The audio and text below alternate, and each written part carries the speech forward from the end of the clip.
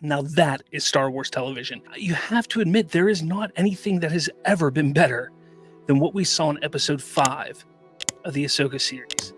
It's unbelievable what Dave Filoni was able to do there. And it was something, I saw this online. It's something that just was a celebration of prequel fans. That is the beauty of it. I'm not even somebody who considers myself a diehard prequel fan.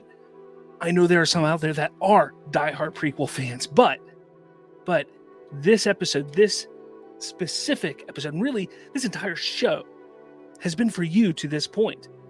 And the fact that someone like me, who isn't as diehard of a fan of the prequels like some of you are, I'm able to get this much excitement and enjoyment out of it is phenomenal. Absolutely, absolutely phenomenal.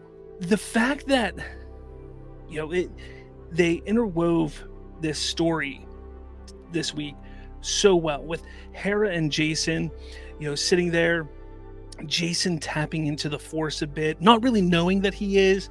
You can definitely see Hera is grasping that he is tapping into it, all the way to the Ahsoka and Anakin stuff, to the third act of the episode.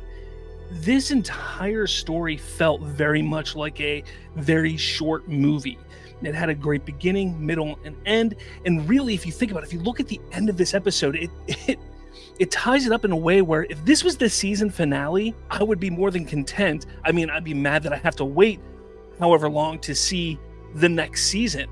But everything that they've done to this point was just amazing in this show. And this episode highlights it all. Everything with Ahsoka and Anakin is just chef's kiss. The conversations that they have there about how Anakin is like, look, you're not dead, not yet at least, but you need I need to train you one more thing. And whether this is Ahsoka seeing a vision of Anakin and believing that she has one more lesson that she needs to be taught herself, or if it's the Force speaking to her, or if it is actually Anakin in the world between worlds, regardless, this whole idea that she had one more lesson to learn before she could finish her journey is just incredible. The fact that we see Ahsoka and Anakin fight, like this first little fight that we see in the beginning, I didn't think too much of it because looking at it, I was like, okay, he's just training her.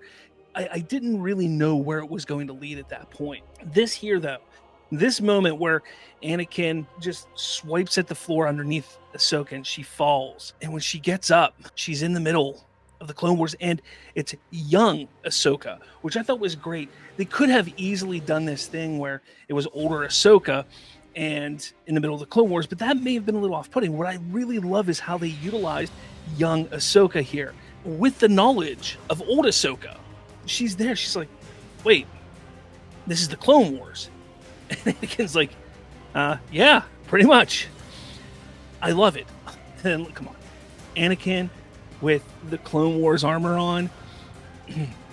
It's everything that we've all wanted for so long to see in live action. Fan service is not bad if it's utilized properly, if it's utilized correctly, if it's utilized to move the story forward, as this episode has done. When she looks and sees Anakin walking away, and then she sees the figure of Vader appear before it turns back into Anakin, trying to figure out, like, okay, what is the lesson that Ahsoka's trying to learn here, or it needs to learn? And it's that she needs to let go. She needs to realize that she will not turn into Vader. She will not fall like Anakin fell, because she is better. And not better, but wiser. She never wanted to be that warrior. She wanted to be a Jedi of peace. Whereas the Clone Wars went on, it became, no, the Clone Wars are about anything but peace. That's kind of what I think the lesson was, is that she is going to be this peaceful Jedi Force user. We're in the Siege of Mandalore. Live action, it's not huge, and the one thing I've heard some complaints on is the animation, the graphics, the special effects, because it's very cloudy. But let's not forget that this is a vision of sorts that she's having, so because it's not so easily visible with everything, it makes sense. But then she fights Anakin again. This time, this isn't Anakin, this is Vader, and it's a great fight. And I love the transition from Vader fighting young Ahsoka to fighting older Ahsoka. And there's this moment here where he's walking towards her, and it kind of flashes between him and Vader a couple times. It's one of the most amazing shots that I think I've ever seen in Star Wars, and highlights what the world between worlds is, and this turmoil and this conflict that is going on within Ahsoka. Again, it's so beautifully done. She defeats him. She defeats Anakin. That was her weight. That was her fear. Her fear was turning into her master. She believed for so long that Anakin was this great Jedi, this great being that, she had to strive to be him. If he was able to fall, if he was able to become what he became, then she could do the same if she didn't follow her path. But she realizes in this moment that she is going to live, and she is going to be the better person, the better thing that she can be. So ultimately they rescue her, and this starts to lead to everything that's really interesting. I love the little meeting between Ahsoka and Jason. It's great. I love the little playful banter they have about him wanting to know a little bit more about the Jedi on the Jedi ship, Hu Yang, the droid, asking him if he can train him. It was all great. I loved it. Again, it's that great dry sense of humor, childish humor, but dry, and it's perfect. That is the perfect type of humor for Star Wars. And this is here, we start to see Ahsoka starting to ponder, like, how are we going to find Sabine? How are we going to stop them from bringing Thrawn back? And she looks up and she sees the Purgles, the space whales, and realizes that this is what she has to utilize them. So they go up into the sky, and she starts speaking to the biggest Purgle that there is, the largest one. They speak, and they tell her that they'll take her on an adventure, essentially, and that they have to go inside its mouth to go on this adventure. It's such interesting and great storytelling.